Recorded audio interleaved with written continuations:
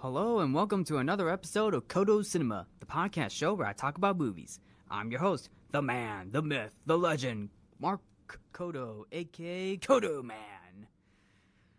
First of all, happy St. Patrick's Day. Yes, today is St. Patrick's Day, March 17th. Yep, that is the day. So you guys are probably wondering what film I'm going to look into today in honor of St. Patrick's Day. Well, there was a classic live-action Disney film that I recently saw on Disney Plus, which came out in 1959. What film am I talking about? Well, how about Darby O'Gill and the Little People? Yep, if you thought the animated Disney classics were your go-to for your classic Disney films, some of its live-action Disney films from the classic era did that too. Long before the live-action Disney reboots, Walt Disney tried his hands on some live-action Disney films, such as Mary Poppins, That Darn Cat, Swiss Family Robinson, The Story of Robin Hood and His Merry Men, and Treasure Island, to name a few. Somehow, Darby O'Gill is another live-action Disney classic that doesn't get that much attention, kind of like some of the original live-action Disney films that I just mentioned, although the original Mary Poppins does get a lot of attention nowadays. Now, what I mean is like you have a film like Darby O'Gill that takes place in Ireland and stars Sean Connery. Yep, you heard that right. About a few years before James Bond, Sean Connery was in a live-action Disney film called Darby O'Gill and the Little People, which is very surprising. I mean, I know it has been a long time, and if you think about it, you grew up with some of these classic Disney films, like in the animated portions, like Snow White, Pinocchio, Bambi, Fantasia, among many other Disney classics. And with some of the live-action Disney films from the classic era, it is pretty surprising to think what Walt Disney was doing, especially with Darby O'Gill. So you're probably wondering what the film's all about. Well, so technically this film was definitely something that Walt Disney was doing, and he conceived the film during a trip to Ireland with the Irish Folklore Commission in 1947. So just about a couple years after World War II. That following year, Disney announced he would make a film titled Three Wishes, based on a script from Watkin about an Irishman battling a leprechaun, which was to involve both live action and animation. However, the script was never produced. So then in 1956, Walt Disney took another trip to Ireland and announced a new film that October, The Three Wishes of Darby O'Gill, based on Kavanagh's 1903 book Darby O'Gill and the Good People, retaining Watkin as a writer. Disney also studied the folklore for 3 months at the Dublin Library and received input while developing the film. And during February of 1958, they did a casting in London, and the film's title became Darby O'Gill and the Little People. So technically, they kind of took the good and put it in the Little People, which is Darby O'Gill and the Little People instead of Darby O'Gill and the Good People. Almost kept the title, but sometimes you gotta take out a word and add another word. And you're probably wondering, the Little People are the leprechauns, which is basically the title of the film, by the way. Now, in terms of casting, Barry Fitzgerald was Disney's first choice to play both Darby and Brian. Sharp and O'Day were cast instead as the lead roles after Disney spotted O'Day. Monroe was cast in March after Disney signed her for a 5-year contract, while Sean Connery was borrowed from 20th Century Fox, where he was then under contract.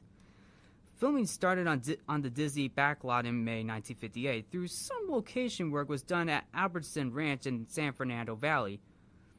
However, I feel like most of the film was taking place in Ireland, even though some location work was done at the San Fernando Valley. Monroe and Connery sang a duet in the film titled Pretty Irish Girl, apparently dubbing over vocals by Brendan O'Dowda and Ruby Murray, which was released in the UK as a single in 1959. Connery recorded the song solo from the 1992 compilation The Music of Disney, A Legacy of Song.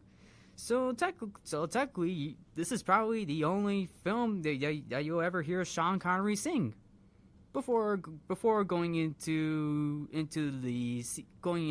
full on spy with a martini, shaken, not stirred. Plus, there was also a Dell Comics comic book adaptation of the film, which came out in August 1959. So there's a little something out of that. So anyway, yeah, that's some of the production values and going behind the scenes. Now, the guys are probably wondering, what's the point of this film? I mean, yeah, I know it's a live-action Disney film. I mean, today, you think of the live-action Disney reboots nowadays. Like, yeah, but what about the classic live-action... what about the live-action Disney classics? I mean, true, yeah, you got Mary Poppins, yeah. But there are definitely some in the classic era that has either been overlooked, overshadowed, or have not been mentioned at all. And I'm pretty sure Darby O'Gill is one of them. So, so in honor of St. Patrick's Day, let me take a look at Darby O'Gill and the Little People. By the way, spoiler alert. So anyway, when I was watching the film on Disney Plus, the characters themselves is Darby O'Gill and his daughter Katie. Now, Darby O'Gill is played by Albert Sharp, who I actually confused to be one of the voice actors for Scrooge McDuck by accident, but not really. But that is definitely Albert Sharp as Darby O'Gill. And as I mentioned, Darby has a daughter named Katie, played by Janet Munro.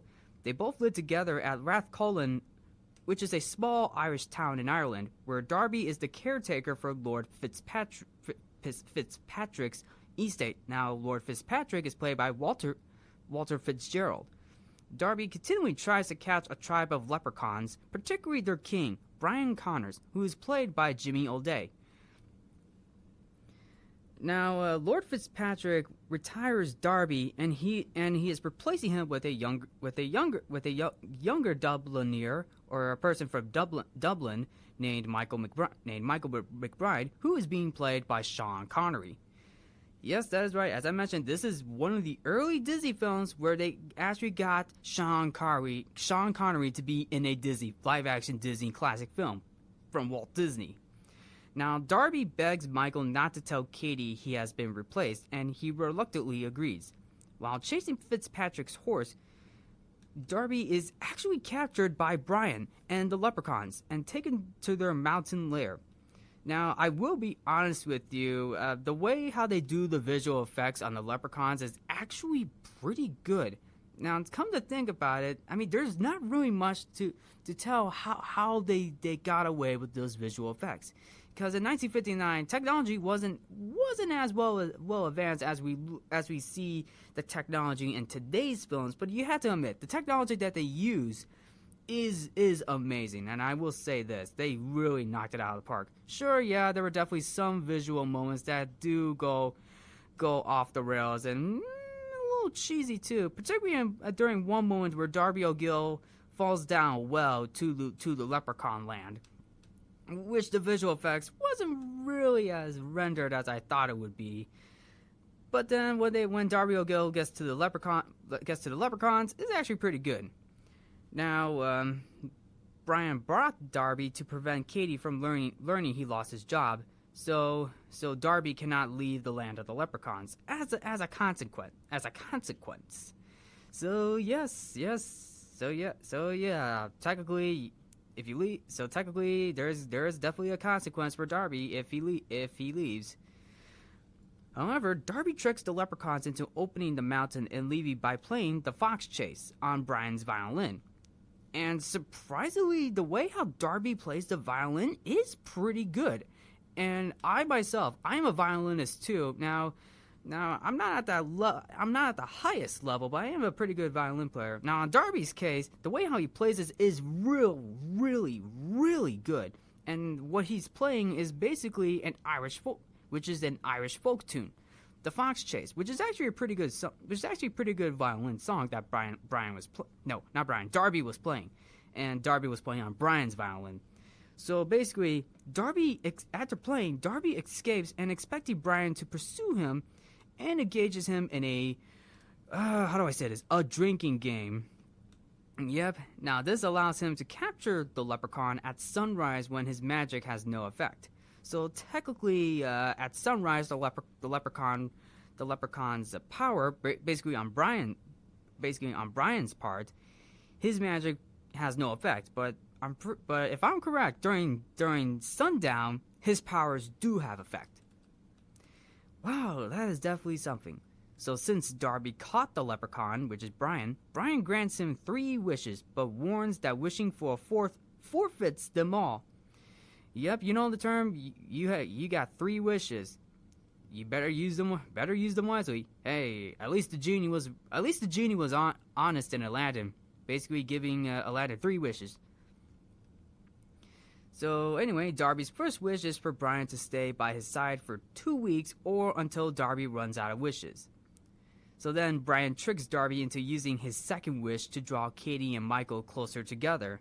Now, isn't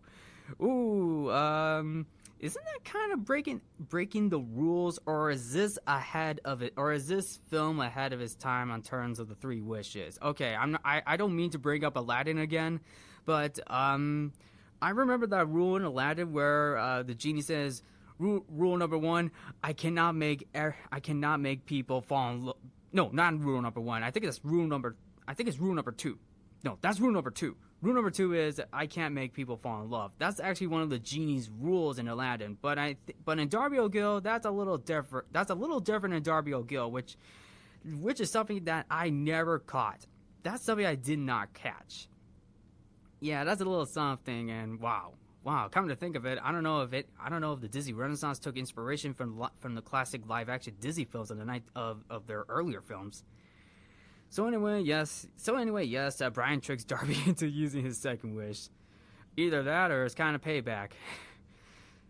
So anyway, seeing Katie and Michael in this film, actually their chemistry is actually pretty good, and I thought it was actually pretty good, especially the way how Michael sings in this movie, which Sean Connery sings in Darby O'Gill, which, to be fair, I thought it was pretty good. I mean, I know people may have different opinions of people's singing voices, but even it can be debatable. But I thought Michael's singing voice was pretty good.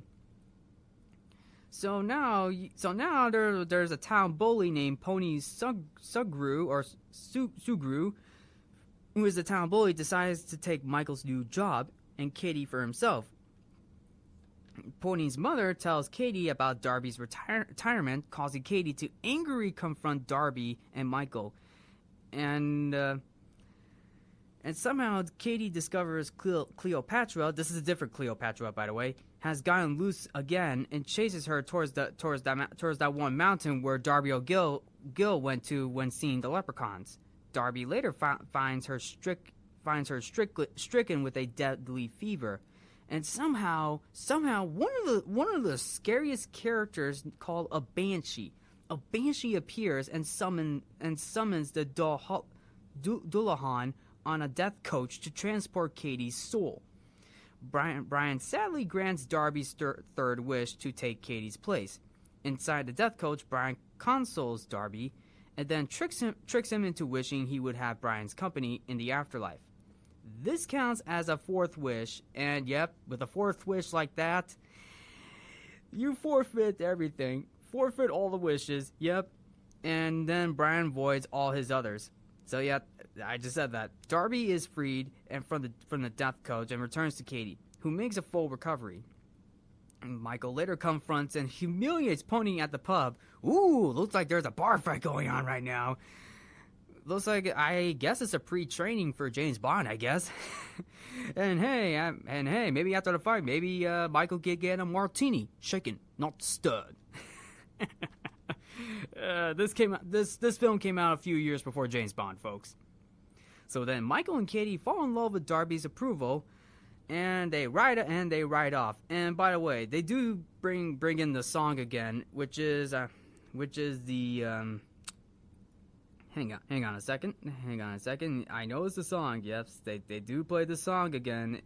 They do play the song again, which is Pretty Irish Girl. They sing Pretty Irish Girl, and I think some people may have noticed the dubbing on Katie's singing. Yeah, I actually kind of caught that too. I was like, was something wrong with the dubbing? I think that's the only issue I could get from this film.